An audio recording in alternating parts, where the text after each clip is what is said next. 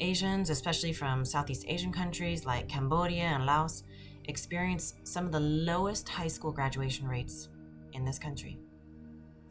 Asians, despite often having more education and credentials than their white counterparts, hit a bamboo ceiling when it comes to being in leadership positions. Asians don't earn as much as their white counterparts, even when they have more experience or more education than their white counterparts. Asians are also less likely to be diagnosed with mental health challenges, and so their mental health needs are less likely to be seen and met. Even researchers who claim to be looking at the mental health of minorities often only research Black and Latinx communities, excluding Asians, pretending that we don't have any problems.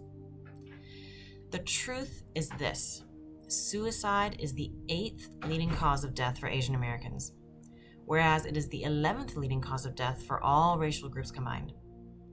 Asian women in particular experience some of the highest suicide rates, especially in pivotal time periods in our life, like young adulthood.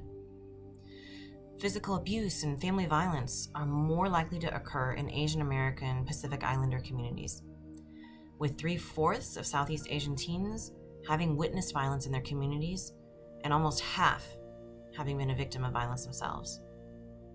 Hollywood has used yellowface, the Asian equivalent to blackface. Asian men are the least desirable demographic for dating, while Asian women are objectified and fetishized, sometimes resulting in violent consequences, such as the Atlanta spa shootings of 2021. With anti-Asian sentiment resurging because of racist responses to COVID-19, the nation is recognizing that hate crimes against Asians do exist. Well, hate crimes have existed against us since we arrived in this country. In fact, the largest mass lynching in U.S. history was of Asians. And, of course, no one was convicted of any crime. The model minority myth is bad for Asians because it denies our reality. It prevents us from seeking help when we need it, because we internalize the belief that we are supposed to be unrealistically perfect. And those around us who buy into the model minority myth don't notice us when we are in need of help.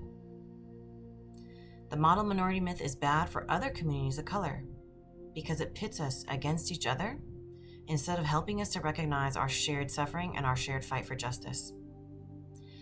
The model minority myth is also bad for white folks who continue to live under lies and who are prevented from having genuine, real connections with Asian Americans who indeed bring a diversity and wealth of resilience, strength, beauty, and wisdom to this country.